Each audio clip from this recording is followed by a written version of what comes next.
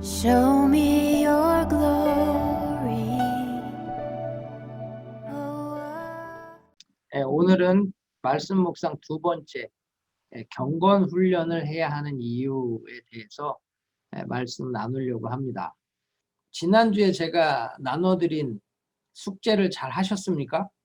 한 절 묵상을 잘 하셨는지 제가 좀 궁금한데, 이따가 소그룹에서 한번 지난 주간에 그 한 절 묵상을 한 내용들을 서로 나누시면 좋을 것 같습니다. 묵상이라고 하는 것이 내 삶의 뿌리를 내리면 여러분 정말로 우리 인생이 영광스러워져요. 왜냐하면 말씀은 살아있고 그 말씀은 우리를 살리는 능력이 있고 또 그 말씀은 우리로 정말 하나님을 닮아가는 길로 인도하기 때문에 우리의 삶이 복된 길로 갈 수 있기 때문입니다. 그래서 여러분 성도가 말씀을 붙들고 살지 않으면 망해요. 정말로 하나님의 말씀 없이는 온전히 설 수 없는 겁니다. 그런데 지난 시간에도 말씀드렸지만 이 말씀으로 살아간다는 게 그렇게 안 된다고. 여러분 정말 말씀을 묵상하고 말씀을 붙들고 말씀과 동행하는 것이 복이라고 하는 걸 알면서도요. 말씀 가까이 안 해요. 정말 말씀 열어보지도 않는다고. 성경이 요즘 지퍼까지 달려 있으니까 닫으면 열 자가 없어. 이게 닫으면 열 자가 없어요. 성경을 닫아놓고 열지를 않는 그러한 삶을 사는 사람들이 너무 많다는 겁니다. 그래서 여러분 우리가 말씀을 듣고도 변화가 안 되고 말씀을 묵상하면서도 변화가 안 되는 기적 가운데 살고 있어요. 불명예스러운 기적. 그러나 여러분 말씀 깊이 묵상하시면서 말씀의 보화를 캐내시고 말씀이 우리에게 주시는 은혜와 능력을 경험하면서 살아갈 수 있는 저와 여러분 되기를 축복합니다. 우리가 경건 훈련을 왜 해야 할까요? 여러분 사단이요 끊임없이 우리를 공격한다고요. 마태복음 11장 12절에 천국은 침노를 당하나니. 침노를 당한단 말이에요. 사탄은 어떻게 해서든지 성도들에게서 말씀을 빼앗고 말씀에서 멀어지고 또 말씀에 불순종하게 하려고 한다는 거예요. 왜 그럴까요? 여호수아서 1장 7절로 8절을 읽어보세요. 불순종하여 죄짓게 하고 하나님의 축복을 받지 못하게 하려고 이 원수 마귀는 끊임없이 성도들을 공격하고 천국을 침노하고 천국을 빼앗는다는 거예요. 여러분 천국 빼앗기지 마세요. 절대로 천국 빼앗기지 마시고 여러분에게 주신 천국을 누리며 살기를 바랍니다. 히브리서 2장 1절로 4절 말씀을 보면 우리 성도들에게 말씀을 소홀히 하게 만들어요.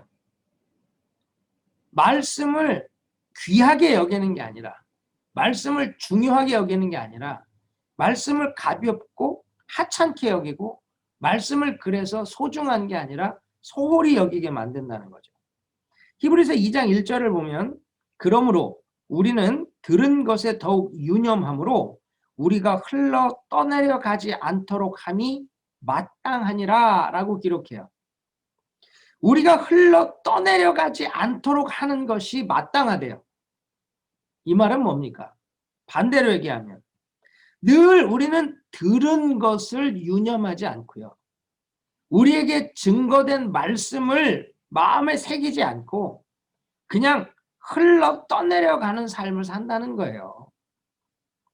그래서 삶의 변화도 없고 삶의 기적도 없고 삶의 영광도 없는 겁니다. 왜 그래요?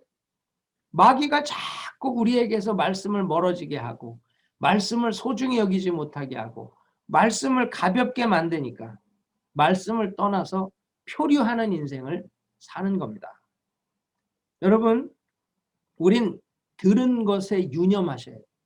오늘 제가 전하는 이 말씀을 유념하셔야 돼. 중요하게 여기시고 마음에 새기고 굳게 붙들려고 작정하셔야 된단 말이에요. 그래야 이 시대 가운데 표류하지 않고요. 절대 이리저리 흔들리지 않고요. 오직 하나님의 뜻 가운데 나아갈 수 있는 거예요. 히브리서 3장 7절로 19절까지 말씀을 보면요. 원수 마귀는 늘 우리의 마음을 강팍하게 해서 말씀을 의심하게 만들어요. 3장 10절 보면 그들이 항상 마음이 미혹되어 내 길을 알지 못하는도다. 항상 원수 마귀의 유혹에 깜빡 넘어가 흔들리고 그래서요 미혹되어요. 미혹돼. 이 길이 주님이 원하시는 길인지 이게 지금 사단이 원하는 길인지 분별을 못한다는, 어느 길이 하나님이 원하고 어느 길이 하나님이 가기 원하는 길인지를 알지 못한다는. 그럼 어떻게 돼요? 무너지죠. 잘못된 길을 가고 실수한다는 거예요. 13절 말씀 보면 오직 오늘이라 일컫는 동안에 매일 피차 권면하여 너희 중에 누구든지 죄의 유혹으로 완고하게 되지 않도록 하라. 매일 피차 권면하래요. 왜요? 우리는 매일 미혹받고 매일 유혹받고 매일 넘어지고 매일 흘러 떠내려가니까. 죄의 유혹으로 완고하게 되지 않도록, 강팍해지지 않도록, 마음이 hardened, 딱딱해지지 않도록 늘 권면하라는 거예요. 그래서 여러분 매일 말씀을 통해 권면을 들어야 되고, 내가 뭔가 이상하다, 뭔가 잘못된 길로 가는 것 같다 하면 어떻게 해야 돼? 곽 전사님한테, 목사님한테 전화하세요. 문자하세요. 전사님, 목사님, 내가 지금 뭔가 이상합니다. 이게 분명히 유혹당하는 거 아는데, 내가 이거 하면 안 되는 거 아는데 이게 자꾸 마음이 그쪽으로 흐릅니다. 마음이 자꾸 그쪽으로 흘러갑니다. 도움을 청하시라고. 그러면 권면을 해줄 거 아니에요. 문제는 연락 안 해요. 스스로도 이기지 못하면서 도움을 요청하지 않는다.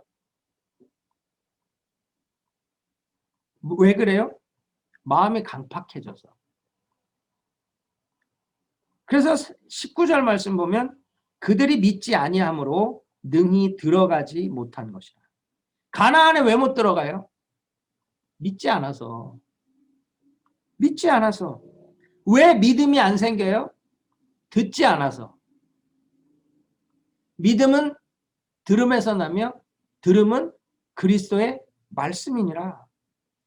그리스도의 말씀을 들어야 믿음이 생기는데 듣지 않아. 듣지 않으니까 믿지 않아요. 왜 듣지 않아요? 강팍해서, 마음이 딱딱해져서. 마음이 왜 딱딱해져요? 권면을, 도움을 청하지 않잖아요.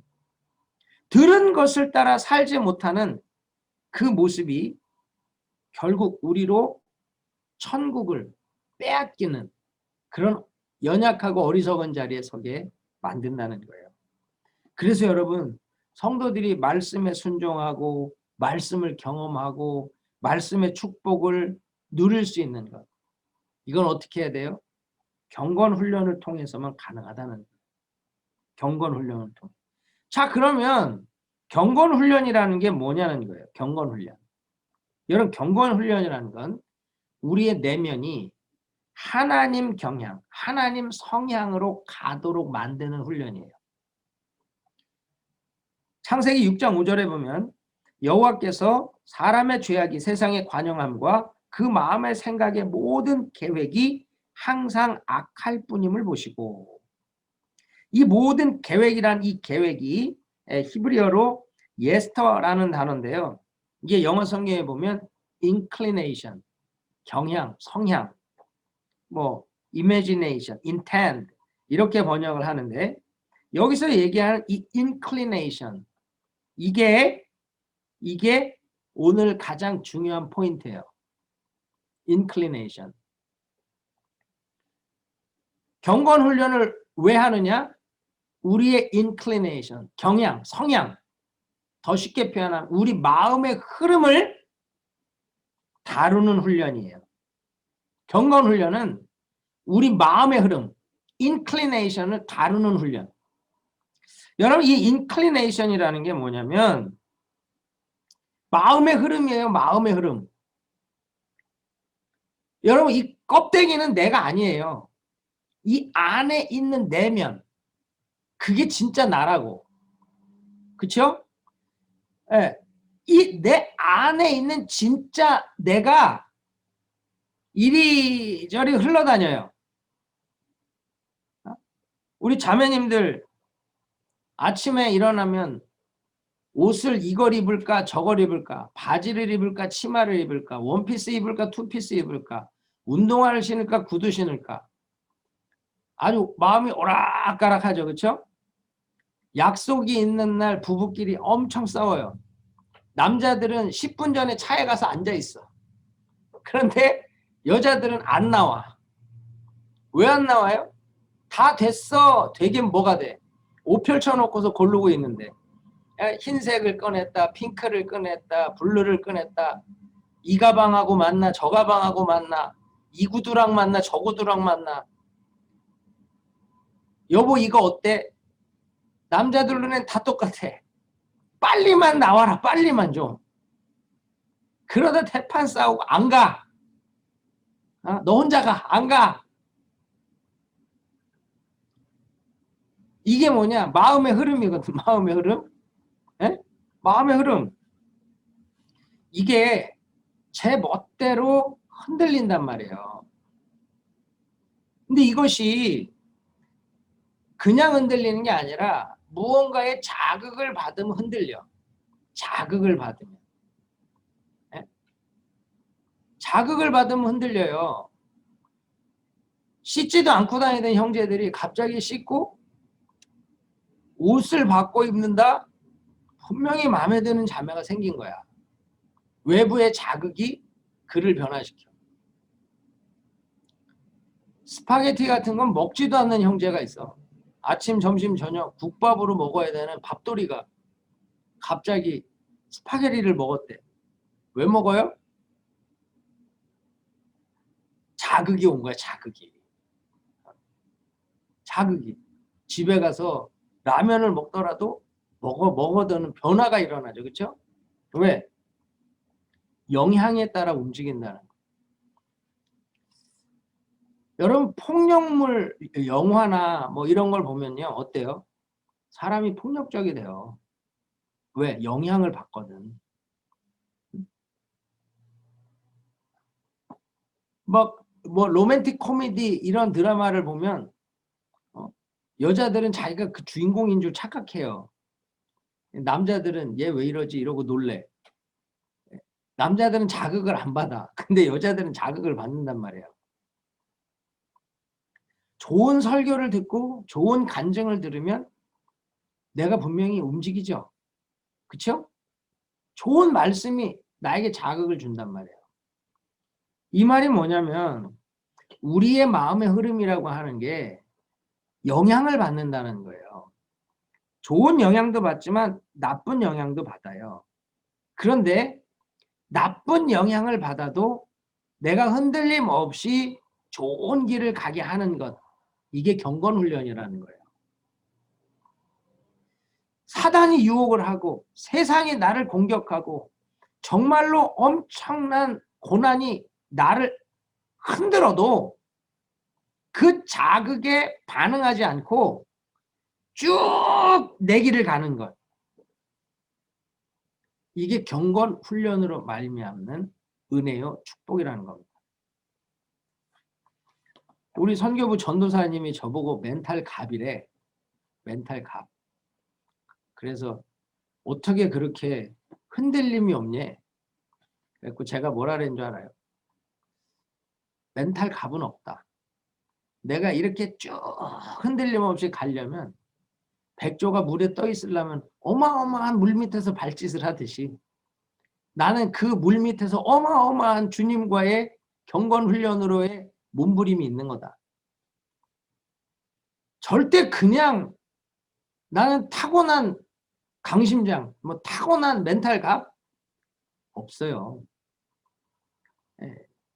정말로 이 오랜 시간의 경건 훈련이 나로 작은 일에 흔들림 없이 또 큰 일이 와도 휘청하지만 다시 서서 그 길을 가게 만드는 거예요.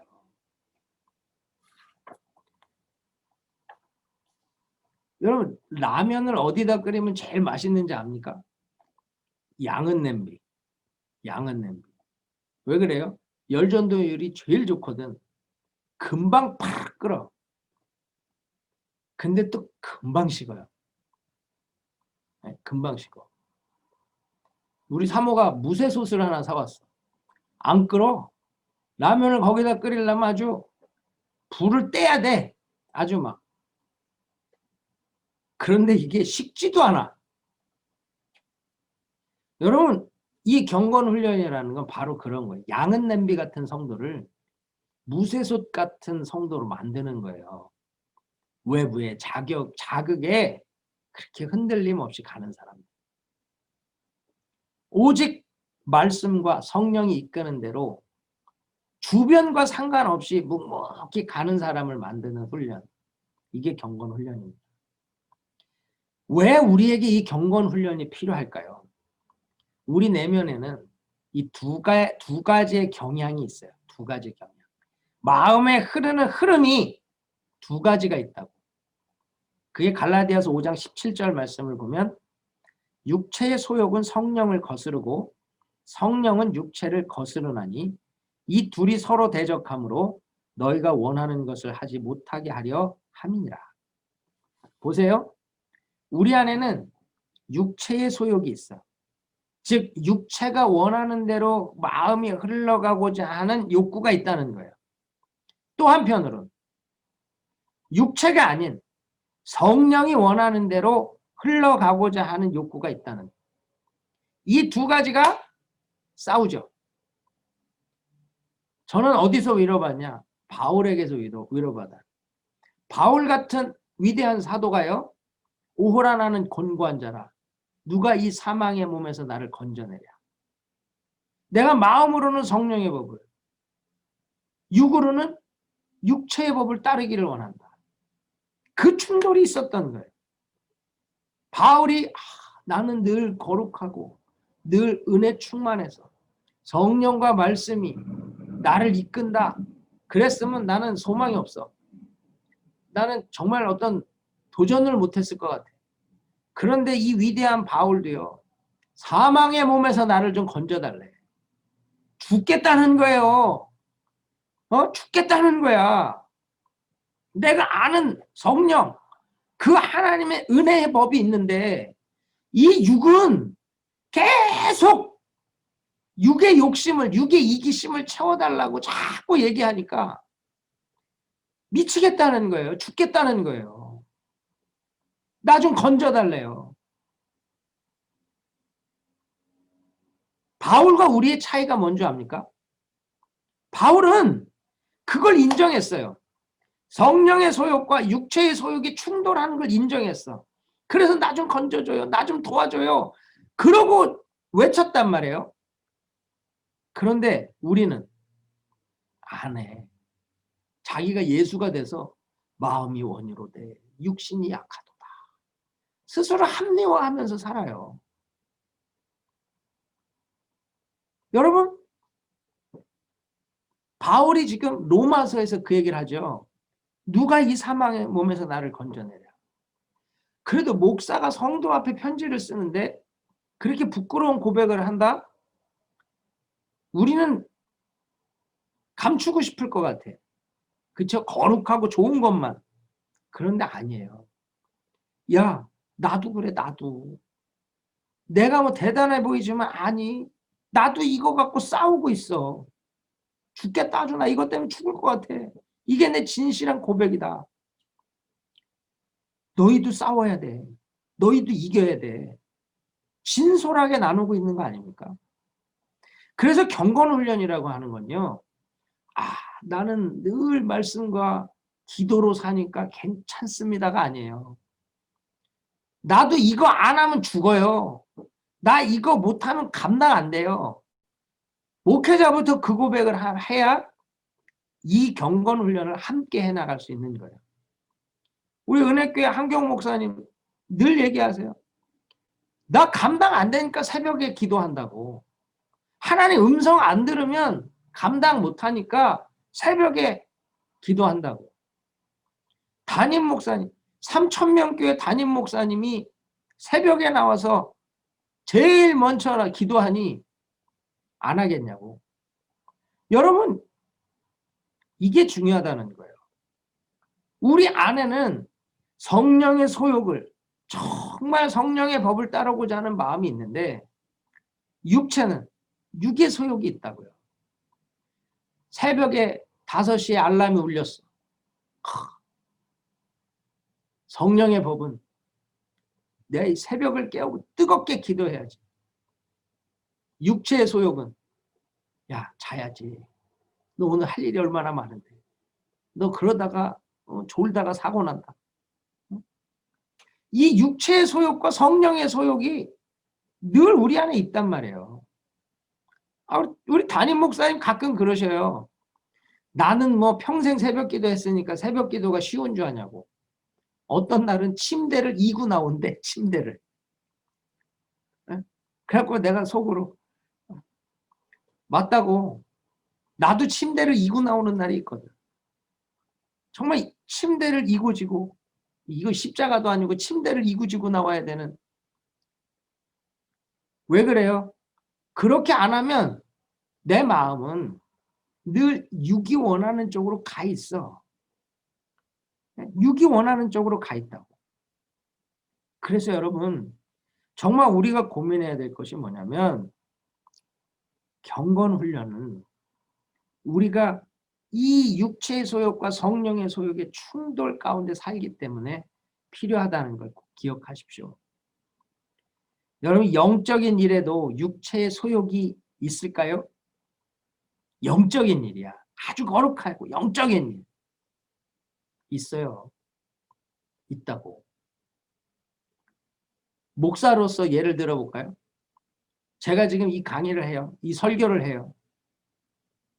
이 전하는 이 시간은 여러분을 정말 경건 훈련을 하는 사람을 만들고 말씀 묵상의 달인으로 만들고 싶어서 막 안타깝게 전해요.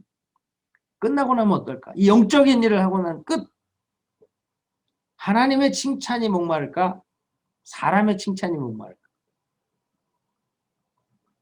성령의 소욕과 육체의 소욕이 있다니까 하나님의 칭찬은 안 들려, 안 보여. 사람의 칭찬은. 그래서 사람들이요, 요즘 유튜브 뭐 댓글, 좋아요, 구독해주세요, 알람 뭐 이거 하고 있잖아요. 에? 에? 왜? 사람의 칭찬에 목마른 거거든. 이게 세상만이 아니에요. 영적인 일도 똑같아. 우리가 무언가 하고 나면 하나님 알아주시면 된다. 근데 진짜 그래요? 사람의 칭찬이 없으면 서운해. 야, 목사님 그렇게 했는데 인정을 안 해주네. 이게 섭섭마귀가 싹 들어온다고. 그래서요, 온전히 하나님만 추구한다는 것이 그렇게 어려운 겁니다. 그렇게 어려운 거예요. 여러분, 이 한 주간 여러분 마음의 흐름, 이 inclination, 여러분의 경향이 하나님 경향으로, 하나님 성향으로 가고 있는지 세상 성향, 정말 죄의 성향을 향해 가고 있는지 한번 그려보세요. 얼마나 여러분이 하나님을 따라가는 마음의 흐름이 있는지 한번 기록해 보면 재밌을 거예요. 인간은요, 인간의 죄성, 이 sinful nature라고 하는 인간의 죄성은 모든 경향이 죄를 향합니다. 죄를 향해. 여러분, 인간이 죄를 지어서 죄인일까요? 죄인이기 때문에 죄를 질까요? 말장난 같은가? 죄인이라서 죄를 질까요? 죄를 짓기 때문에 죄인일까요? 죄인이기 때문에 죄를 짓는 거예요. 죄인이기 때문에. 이 인간 안에는요, 육체의 소욕과 성령의 소욕이 공존한다 그랬죠. 아담을 하나님이 흙으로 창조하셨어요. 창세기 2장 7절에 보면 여호와 하나님이 땅의 흙으로 사람을 지으시고, 땅의 흙으로 사람을 지으셨어요. 그런데 사람만 흙으로 지으셨나요? 동물도 흙으로 지으셨죠. 그래서 인간 안에는 동물적 본능이 있어요. 그걸 육으로 흐르는 본능이라고 얘기해요. 육. 이 육이라고 하는 건 보이는 거죠. 보이는 것. 그래서 보이는 거에 반응해요. 보이는 거에. 아까 얘기했죠? 천국이 사탄에게 침노당한다고? 여러분, 아담과 하와는 하나님이 에덴 동산에 두셨던 선악과를 매일 봤어요. 매일 봤다고. 근데 그거에 대한 관심도 없었고 느낌도 없어. 말씀만 있었어. 먹지 마라. 그렇죠? 그런데 뱀이 와서 유혹하죠. 아니야, 먹어봐. 안 죽어. 오히려 너 하나님 같이 돼. 그 꼬심을 받고 나니까 그 다음에 어떻게 해요? 선악과를 보니까 보암직도 하고 먹음직도 하고 지혜롭게 할 만큼 탐스럽게 보여요.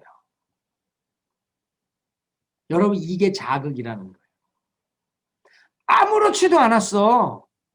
그런데 건들고 나니까 갑자기 그게 확 관심이 생기고 땡긴다는 거예요. 여러분, 이게 아무렇지도 않았어요.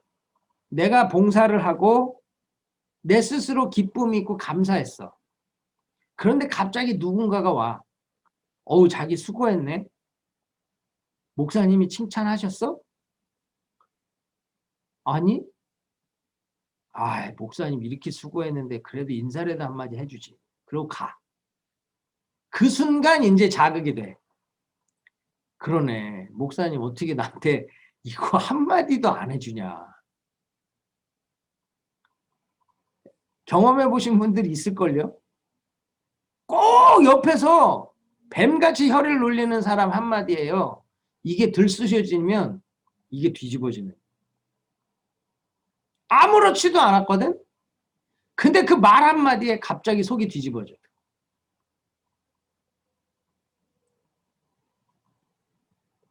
왜? 육이 그런 거예요, 육이. 육이. 동물은 공격하면 공격을 하고 내가 먹고 싶으면 잡아 먹어야 되잖아요. 육이라는 건 그렇게 이기적인 거예요. 그래서 이 아담을 흙으로 지었기 때문에 남자들은 이 동물적인 이 본능이 강해. 그러니까 배가 고프면 짜증이 나. 그래서 막 화내고 막 그래. 먹여주면 단순해져 갖고 또 헬렐레 좋아. 아무 생각 없이 또 다 풀어져. 참 한심한데 어쩔 수 없어. 이게 육으로 이게 흙으로 지어졌기 때문에 그래요. 문제는 뭐냐? 배고프면 먹어야 되는 게 문제겠어요? 아니요. 그렇게만 반응하는 게 문제겠죠. 근데 아담이 동물과 다른 이유가 뭐예요? 코에 생기를 넣으시잖아요.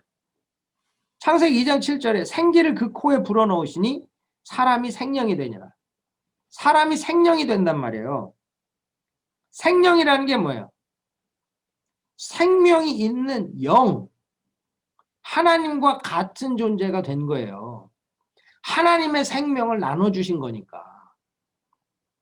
그래서 우리 안에는 하나님의 생명이 우리 안에 있죠.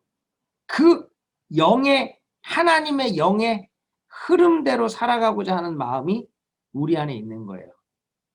그래서 하늘에 있는 더 나은 본향을 사모하기도 하고 영원을 사모하는 마음을 갖고 사는 겁니다. 그래서 아담이 육의 본능이 있듯이 동물적 본능이 있듯이 또한 생기로 말미암는 하나님의 영, 그 하나님의 그 생명의 본능이 우리 안에는 같이 존재하는 거예요. 이 두 개가 늘 있다니까요. 근데 하나님이 사람을 흙으로 만든 이유가 뭘까? 자신의 존재를 자랑하지 못하게 하려고, 영광스럽게 여기지 못하게 하려고. 왜 그래요? 흙은 의미가 없어. 아담이 의미 있어진 이유는 뭐예요? 생기 때문이에요. 생기. 생기가 없다면 아무 의미가 없어. 동물이랑 다르지 않아. 그렇죠? 생기. 그래서 흙이라고 하는 하찮은 가장 티끌 같은 것으로 인간을 만들어 놓은, 이 아담이라는 뜻 안에는 흙이라 그러니까 그렇지 먼지, 티끌이라는 뜻이거든요. 아주 티끌같이. 텍사스에 있을 때 그 A&M 대학에 보면 조지 부시 도서관이 있고 그 도서관 뒤에 보면 가족묘가 있거든요. 제가 손님들 오면은 그 동네 구경시켜줄 게 그거밖에 없었고 몇 번을 갔는데 가보면 가족묘입니다. 그거 보면서 씩 웃었어. 왜요? 대통령이 뭐 해요? 그 끝은 한 줌 흙이에요. 한 줌 흙. 인간이 자랑할 게 없어. 우리의 자랑은 오직 하나님의 생기밖에 없는 거예요. 흙이 무슨 영광이 있어요? 그 안에 생기가 임해야 영광이지. 그런데도 인간은요, 끊임없이 이 흙 같은 육을 만족시키려고 그렇게 고생하고 힘쓰고 애쓰고 사는 겁니다. 창조에서부터 육이라고 하는 거와 영이라고 하는 거에 다툼이 있는 것이고, 육의 흐름이 있고 영의 흐름이 있는 다툼이 있는 거예요. 아담과 하와의 타락 이후로 그것은 점점 더 강해지죠. 우리 안에 죄의 소원이라고 하는 게 생긴단 말이에요. 육이 점점 더 강해져. 왜? 타락하고 나니까 죄가 우리 안에 자리 잡고 있기 때문에 죄는 죄를 더 키우고 싶은 욕구가 있거든요. 창세기 4장에 보면 가인과 아벨 이야기가 나오죠. 그때 4장 7절에 보면요, 하나님이 가인에게 동생을 죽이지 않을 죄를 다스릴 수 있는 기회를 주세요. 4장 7절 보면 내가 선을 행하면 어찌 낫을 들지 못하겠느냐. 선을 행하지 아니하면 죄가 문에 엎드려 있느니라. 죄가 너를 원하나 너는 죄를 다스릴지니라. 말씀 주셨단 말이에요. 하나님은 가인이 아벨을 해코지할 걸 아셨어. 시기로 가득한 그 마음의 죄를 아셨단 말이에요. 그래서 너 죄가 네 문 앞에 있어. 너 가다 그 문 앞에 있는 죄에 걸려 자빠지면 너 동생 죽일 거야. 죄가 문 앞에 자빠져 있다고 걸리지 마. 죄 다스려. 발로 뻥 차서 내쫓아. 가르쳐 주신 거예요. 그런데 어때요? 죄가 문 앞에 도사리고 앉아 있는데 거기 걸려 넘어져서 동생을 죽이잖아요. 그죠? 죄를 다스려라 라고 주님이 말씀하셨는데 가인이 아벨을 결국 죽이고 말아. 왜 그럴까요? 왜 그럴까? 예배에서 무너져서 그래. 예배. 여러분, 가인은 아벨과 같이 하나님 앞에 예배드리고 예물을 드렸어요. 그렇죠? 그런데 히브리서 12장에 보면 뭐라 그래? 아벨은 가인보다 믿음으로 더 나은 제사를 드렸대요. 가인과 그 예물을 받지 않은 이유는 믿음 때문이라는, 믿음. 여러분, 가인을 받지 않았기 때문에 가인의 예물을 받지 않으셨어요. 가인을 받으실 수 없었기 때문에 가인이 드리는 예배를 받지 못했다고. 아벨과 그 예물이라 그래. 아벨을 받으셨기 때문에 아벨이 드리는 제물도 받으셨어요. 아벨을 받으실 수 있었기 때문에 아벨이 드리는 제사를 받으시는 거예요. 그럼 가인은 곡식을 드려서 아벨은 양을 드려서? 아니요. 거긴 어디도 짐승 제사를 말하지 않으셨어. 자기가 가진 것으로 드리는 예물은 하나님 모두가 받으셔요. 가난한 자를 위해서 곡식으로 제사를 드리라고 레위기에도 나와요. 하나님은 예물을 가리시는 분이 아니야. 고기를 좋아하시고 채식을 싫어하는 분이 아니라고. 하나님은 다 받으셔요. 근데 뭐예요? 가인과 그 예물이에요. 성경을 잘 보세요.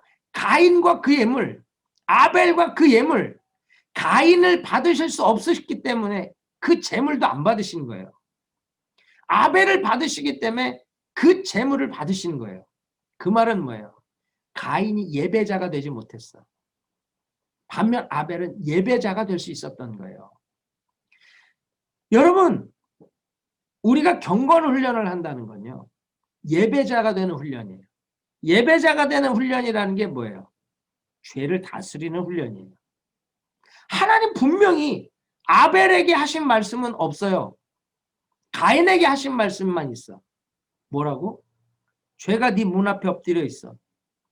너 걸려 넘어지지 말고 죄 다스려. 너 죄 다스릴지니라 말씀하시는데, 죄를 다스리는 경건 훈련을 하지 못하고 마음의 흐름을 다스리지 못했죠. 동생을 시기하는 마음의 흐름. 하나님, 내가 아벨을 지키는 자입니까? 하나님에 대하여 대항하는 그 마음의 흐름. 그걸 다스리지 못했다고.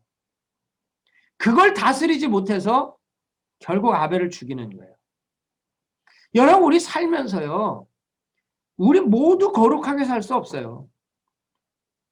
때로는 나도 내 안에 시기가 들어와요. 저 목사님 어떻게 말씀이 저렇게 좋냐. 정말 왜 나는 저렇게 안 되지? 그러면 내가 나를 발전시킬 걸 고민해야 되잖아요. 그렇죠? 근데 인간은 어때? 저 사람만 없으면 내가 1등 될 것 같아. 이게 인간의 시기심이고 죄성이에요. 분인나를 보세요. 분인나. 한나, 애도 못 낳는 여자. 근데 남편이 한나를 더 사랑해. 그래서 어떻게 해요? 한나를 괴롭히잖아요. 괴롭혀? 아니, 자기는 그럼 사랑을 못 받았나? 아, 자기도 사랑을 받았으니까 애를 그렇게 수붕수붕 낳지. 그럼 그 애는 남의 애냐고.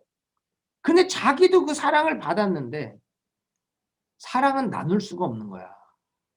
한나까지 사랑하는 꼴은 못 보겠어. 한나에게 자식이 없는 걸 긍휼히 여기는 게 아니라, 내가 그보다 자식을 더 가졌다라는 걸 감사하는 게 아니라, 나에게 오는 사랑이 나누어지는 걸 못 견디니까 한나를 격동하잖아요. 이게 우리의 죄성이라고요. 이게 안 다루어지면 우리의 거룩은 없는 겁니다. 여러분, 제가 만약에 여기 지금 줌에 있는 분들 중에 누군가 한 사람을 계속 칭찬한다고 해보세요. 뭐 예를 들어서 한번 해볼까?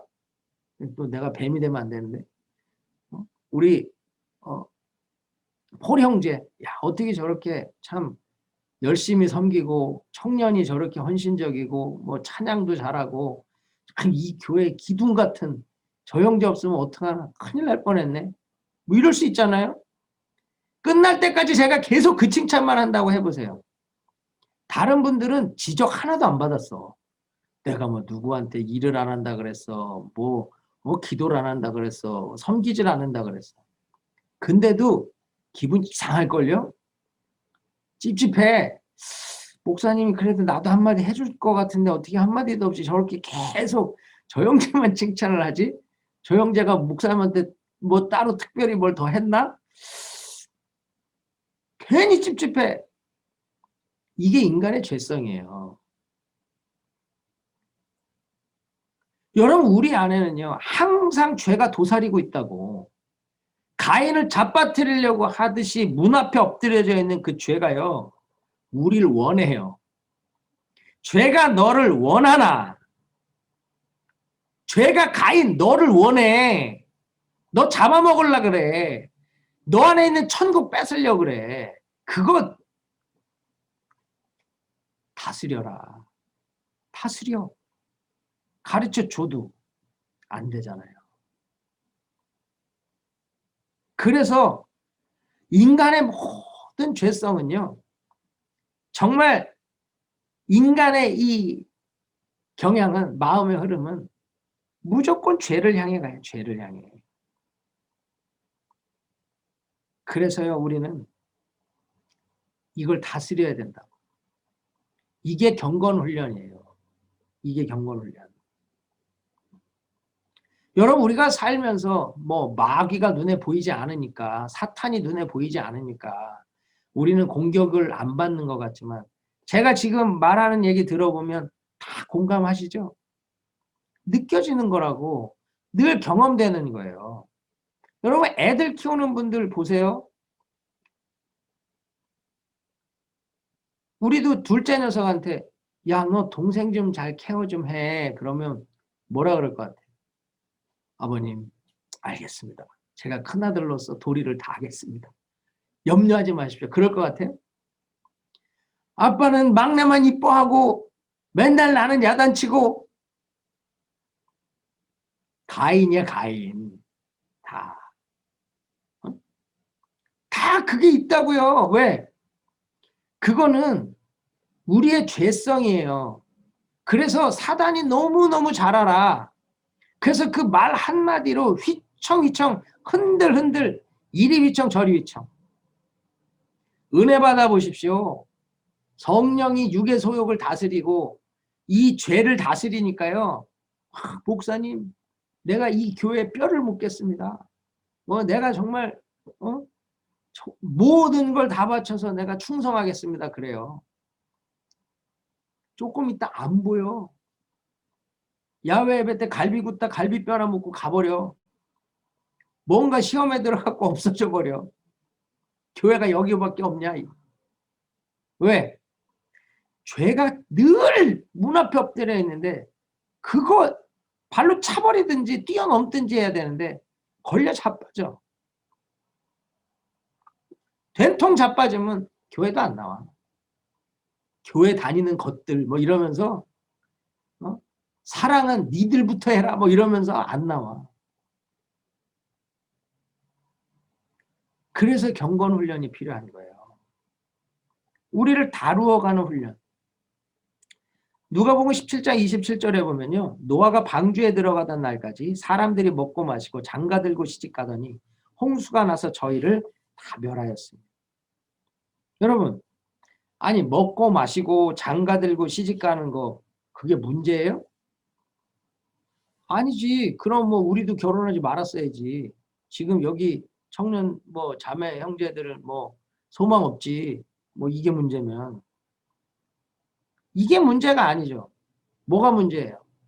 온통 마음속에는 다 먹고 마시는 것밖에 없어. 장가가고 시집가는 것밖에 없어. 온통 집 살 꿈이, 집 사면 집 채울 꿈이, 집 다 채우면은 집 넓힐 꿈이, 화장실 3개에서 4개로, 4개에서 5개로. 평생 한 일은 화장실 개수 늘리는 인생. 그러다 끝나는 것들이 우리의 육의 소욕이라고. 그게 문제라는 거예요. 노아가 방주에 들어가는 때까지 쟤네들 왜 방주를 준비하나? 저기 왜 들어가나? 영적인 일에 관심이 없이 그걸 비웃고 그걸 조롱하고 먹고 마시고 시집가고 장가가는 걸로만 가득한, 이 세상의 것들로만 가득한 그것이 주님은 악하다고 얘기하는 거예요. 그러므로 우리는요, 이 육의 소욕, 죄의 본성, 죄를 향하고 있는 우리의 이 마음의 흐름, 이 마음의 경향을 다스리는 훈련을 할 때 우리가 주님만 바라보고 십자가 붙들고 승리하는 삶을 살 수 있는 겁니다. 성경이 말하는 죄는요, 도덕적 기준이 아니잖아요. 경향에 있다고. 경향, 마음의 흐름. 왜 그래요? 지나가는 여자를 보고 음욕을 품어도 간음했다 그래. 아니, 난 그 여자랑 안 잤어요. 그런데 주님은 뭐래요? 네 마음의 흐름, 이미 음욕을 품어도 죄졌다는 거예요. 간음죄 졌다는 거예요. 마음의 흐름을 죄라고 말씀하신다고요. 그렇기 때문에 우린 이걸 다스려야 돼. 이 마음의 흐름, 죄를 향하여 가고 있는 마음의 흐름을 다스리는 것, 그것이 경건 훈련이라는 거죠. 여러분 이세벨 알죠? 이세벨? 네, 이세벨. 이 여자가요. 마지막에 죽을 때 어떻게 죽어요? 열왕기 9장 30절에 보면 예후가 이스라엘에 이르니 이세벨이 듣고 눈을 그리고 머리를 꾸미고 창에서 바라보다가 죽기 직전에도 미용실 갈 여자예요. 죽기 직전에도. 아니 눈을 그리고 이 당시에도 아이라인을 다 했나 봐요. 눈썹은 못 붙였던 것 같은데 하여튼 머리를 꾸미고 네? 창에서 바라봐. 대단하죠? 뭐 죽을 때까지 가오야. 죽기 좋은 날이네. 딱 그러고 가는 거지. 사람에게 보여지는 것만을 추구했던 인생의 상징입니다. 철저하게 사람에게 보여지는 것만을 추구했던 사람의 상징.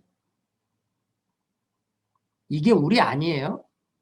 여러분 지금 이세벨 비웃지만 저와 여러분 아니냐고. 어디 나가려 그러면 여러분 내가 말씀으로 온 매무새를 다듬습니까? 화장부터 합니까? 성경으로 내가 오늘 나가서 누구를 만날 때 덕이 되고 은혜가 되고 격려가 되는 말을 해야겠다라고 스스로를 점검하면서 나갑니까? 머리부터 발끝까지 핫 이슈도 아닌 최고로다가 치장을 하고 사람에게 보여지는 것만을 추구하면서 살아갑니까? 똑같잖아요. 저도 오늘 올 때 머리 만지고 화장하고 옷매무새 점검하고 여러분 앞에 나와. 그런데 여러분 이것도 중요하겠죠. 그렇죠? 제가 여기에 막 추레하게 지저분하게 막 나오면 여러분도 별로 보기 안 좋을 거예요. 그런데 더 중요한 건 뭐예요? 말씀이지. 오늘 강의가 허접하면 그게 여러분들에게 이 귀한 시간을 낭비하게 만드는 거잖아요. 잘 준비되어서 묵상의 달인을 만들기 위해 정말 경건 훈련을 하는 사람이 되기 위해 내가 이걸 갖고 씨름하고 나오는 게 맞는 거잖아요. 그 경건 훈련이라고 하는 건 우리 외모나 보여지는 게 아니라 속사람 그리고 영적인 일로 강건해지기 위해서 준비하는 겁니다. 디모데전서 4장 7절로 8절에 보면 망령되고 허탄한 신화를 버리고 오직 경건에 이르기를 연습하라. Discipline yourself for the purpose of godliness. 신적인 이런 이 목적을 위해 신을 닮아가는 하나님의 성품을 닮아가는 그 목적을 위해 당신 자신을 훈련하라는 거죠. 왜 그래요?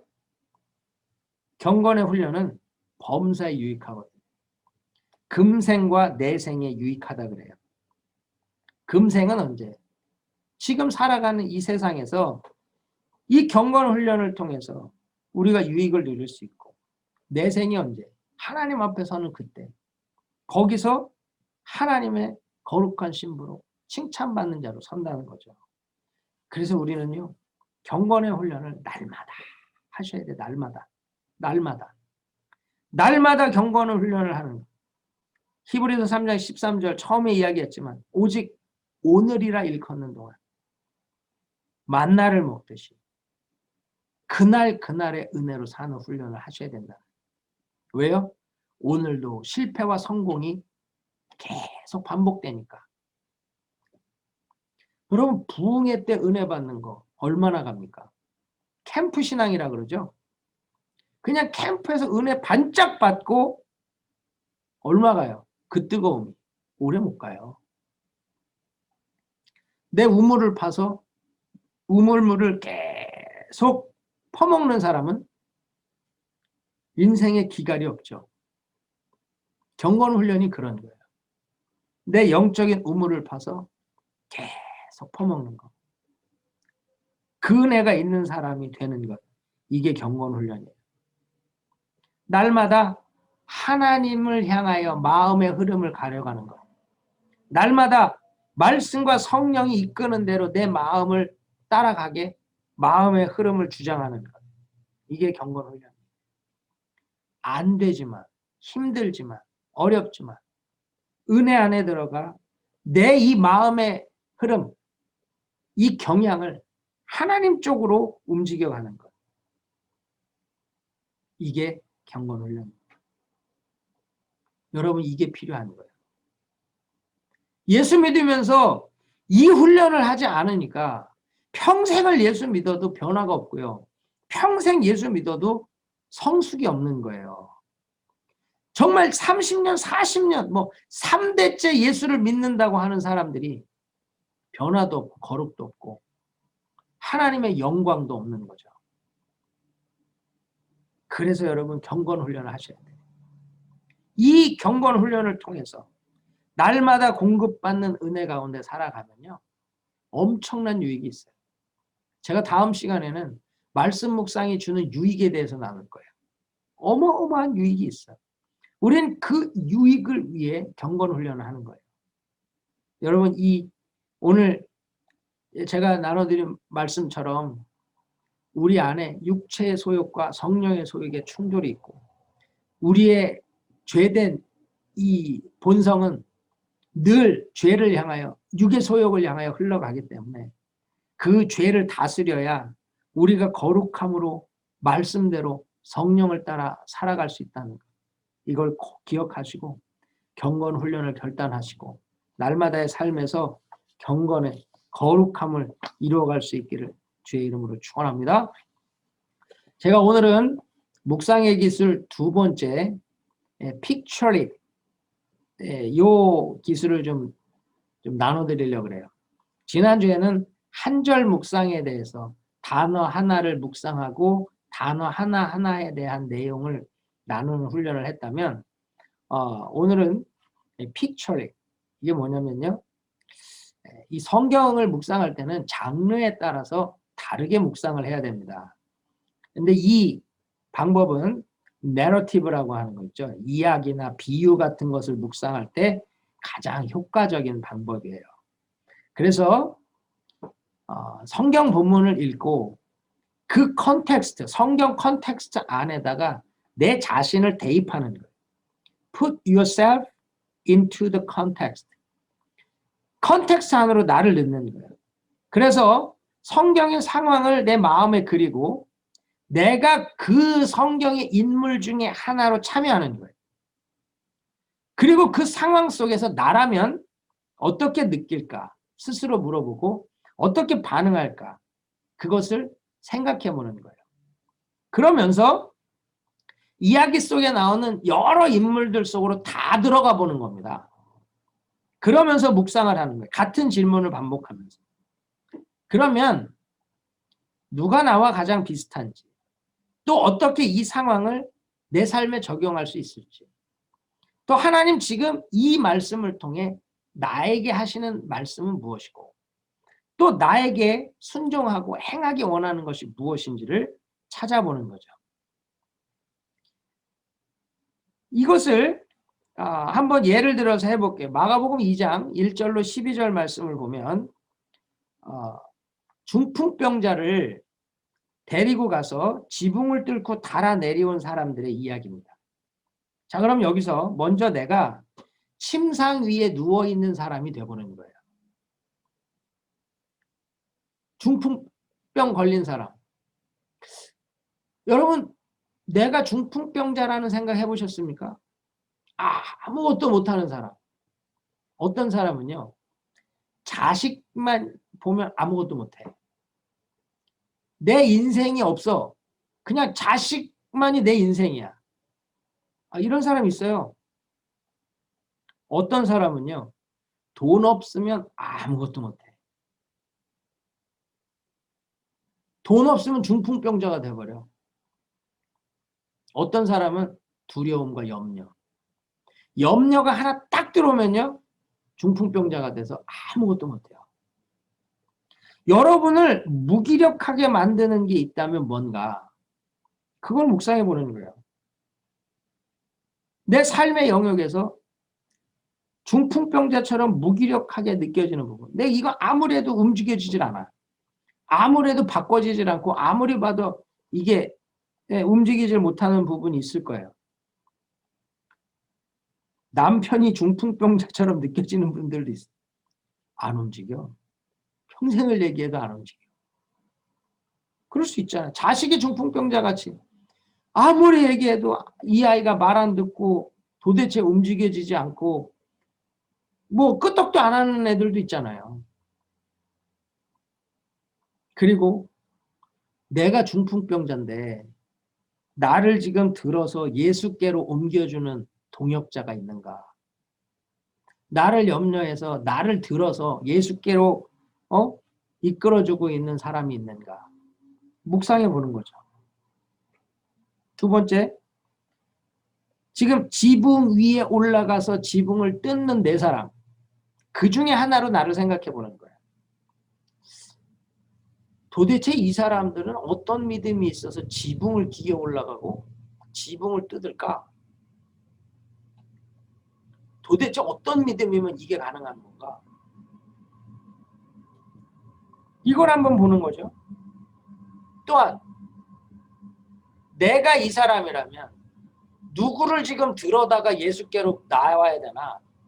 누구를 들어다 예수께 옮겨야 되나? 생각해 보는 거예요. 누구지? 내 도움이 필요한 사람이 누굴까? 내 기도가 필요한 사람이 누굴까? 찾아보는 거예요.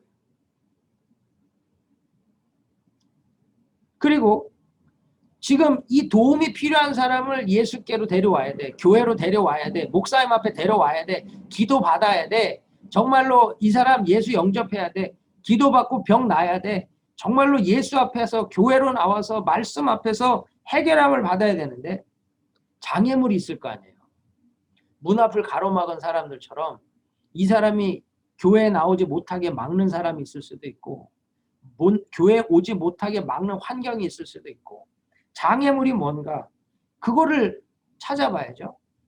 그리고 그 장애물을 극복할 수 있는 길이 뭐냐?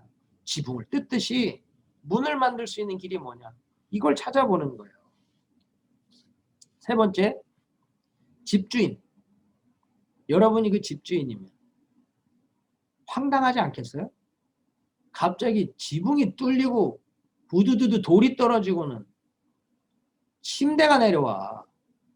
거기에 사람이 실려 있어. 그리고 끝나고는 네 침상을 들고 걸어가라. 그랬더니 수리비도 안 주고 가. 아니 이런 황당한 경우가 어딨냐고. 그런데 누군가 이런 도움이 필요한 사람들 때문에 내가 불편을 겪거나 손해본 적이 있는가?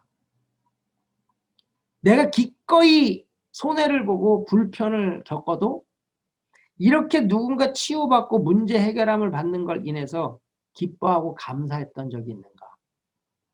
나는 기꺼이 이 손해를 감당할 자신이 있는가? 제가 예전에 집주인이라는 거는 생각도 안 해봤다가 이걸 생각하면서 너무 은혜가 되더라고요. 너무 은혜가 돼. 맨날 나보고 바보 같다 그랬던 사람이 있거든. 그렇게 손해보면서 그걸 왜 감당하냐고. 근데 이게 내가 그 집주인이다. 그 말은 뭐야? 내 안에 예수가 계신 거 아니에요. 예수님 나와 함께 하시는 거 아니야. 그 예수 때문에 내가 손해보는 거 아니에요. 그 예수 때문에 내가 지금 불편을 겪는 거 아니에요. 근데 주님이 그때 나와 함께 계셨다라고 하는 게 깨달아지는데 기가 막힌 은혜가 있더라고요. 야, 나는 몰랐지만 예수님은 그걸 상급으로 바꿔주셨겠구나. 이게 묵상이라는 게 그런 겁니다. 그때그때 은혜가 있거든요. 마지막으로는 그 문 앞에서 서성이던 구경꾼들 있잖아요. 집에도 들어가지 못하고 사람은 왜 이렇게 많냐? 저기는 왜 무슨 일이 일어나냐? 그래? 지붕 뚫는 건 봤잖아. 침상을 달아내려오는 거 봤다고. 근데 그 사람이 침상을 들고 나오는 걸 보네? 이게 뭔 일이야? 이걸 보면서 묵상을 해보는, 나는 지금 예수님 계신 집 안에 있는가, 집 밖에 있는가? 나는 구경꾼인가? 아니면은 치유받은 주인공인가? 나는 지금 어떻게 신앙생활하고 있는가? 병 고침을 받는 이 기적을 보면서 믿음이 성장하는가? 간증 듣고 믿음이 성장하는가? 아니면 아무 감동 없이 여전히 강팍한 인생을 사는가? 이 내러티브는, 이 이야기나 이 비유들은요, 이 안으로 내가 들어가면요, 묵상이 재밌어요. 참 쉬워져요. 중요한 건 이렇게 질문을 찾아낸다는 것이 중요한 것이고, 질문을 많이 찾으면서 답을 달면 그 중에서 하나님이 나에게 하시는 말씀, 나에게 순종하기 원하시는 계획과 뜻을 분별하게 되는 거예요. 그러면 묵상 끝. 하나님의 은혜가 나를 지배하고 그 말씀대로 살아가는 삶에 기쁨이 있는 거죠. 이 질문에 단순히 답만 다는 게 아닙니다. 아까 제가 말씀드렸죠? 이 질문들에서의 답을 찾고 난 다음에 내 삶에 어떻게 적용할 것인가. 누군가 때문에 내가 손해를 받는 것을 기꺼이 감당하겠다. 어떤 손해든 감당하겠다. 결단하는 것. 그렇죠? 아니면 내가 지금 보니까 코렌틴 기간에 막 우울증 빠져갖고 힘들어하는 사람이 있어. 내가 그 사람한테 음식이라도 준비해 가서 식사를 대접하고 그 사람에게 밥 먹는 동안 복음 전하고 그 사람 아니면 전사님한테 목사님한테 데려와서 기도받고 힘을 얻게 하는, 내가 그 일을 하기로 결단하는 거죠. 그렇죠? 나는 왜 지붕을 못 뚫지? 나는 믿음이 있다고 하면서 왜 맨날 구경꾼이지? 내가 지붕 좀 뚫고 나도 기적을 좀 봐야 되겠다. 새치기를 해서라도 하나님의 역사를 경험해야 되겠다. 체면이고 뭐고 염치고 없이 나부터 좀 살아야 되겠다. 내가 한번 해보자. 그리고 내가 어디서부터 할 것인지를 결단해보는 것. 그리고 도전해보는 것. 그래서 영성일지를 쓰면요. 내가 오늘 이 일을 했고 이런 결과가 있었다. 결단은 묵상이 아니에요. 오늘 바르게 살아야겠다. 일기 쓰는 거, 일기. 바르게 살았는데 어떻게 살았냐고. 어떻게 살았더니 어떤 결과가 있었냐고. 그 결과가 나에게 어떤 변화를 이끌었냐고. 그게 묵상이에요. 그런데 묵상이라고 하니까 생각과 결단을 글로 적는 걸로 끝내. 그러니 변화가 없고 기적을 경험 못하는 거예요. 내가 오늘부터 기도해야겠다. 이런 묵상 참 많이 들어. 기도해야겠다. 그럼 기도를 내가 오늘 30분을 했다. 아니면 뭐 아침에 15분, 점심에 10분, 저녁에 30분을 했다. 가족을 위한 기도를 했다. 교회를 위한 기도를 했다. 누군가 기도가 필요한 중보를 했다. 구체적으로. 그리고 그 기도가 응답이 되었다. 하나님의 은혜를 경험했다. 이런 것들에 대해서 분명한 결과가 나와야 그게 묵상이에요. 여러분, 오늘 소그룹 나눔 때 지난주에 나눈 내용들 제가 일주일 동안 해보라고 한 한 절 묵상을 가지고 한번 나눠보시고, 오늘 또 제가 목요일부터 다음 수요일까지 마가복음을 본문으로 해갖고 묵상 본문을 드렸어요. 이 본문을 가지고 매일 한번 묵상을 해보시고 다음 주에는 또 이 말씀 가지고 받은 은혜를 한번 나눠보세요. 그러면 여러분 이게 쌓이고 쌓이잖아요. 그게 훈련이에요. 그게 우리를 거룩하고 우리로 복되게 만들어가는 거예요. 묵상의 기술들을 제가 하나씩 설명해 드리면서 또 어떻게 묵상을 하는지도 구체적으로 제가 여러분들하고 나눌 거예요. 그럴 때 여러분들이 할 수 있어야 되기 때문에 서론적으로 몇 가지 강의를 하면서 제가 묵상의 기술을 기본적인 몇 가지를 먼저 설명을 드리는 거예요. 그러니까 이걸 가지고 워밍업을 잘 하시고 우리가 더 구체적으로 잘 묵상하며 나갈 수 있도록 여러분 훈련을 좀 하세요. 그러면 이것이 여러분들 정말로 복되게 만드는 하나님의 음성을 듣는 말씀이 여러분들을 지배하고 말씀이 이끄는 대로 살아가는 그런 은혜를 누리게 될 것입니다. 오늘 이 말씀 꼭 기억하시고 여러분 삶에 적용하시기를 축복합니다.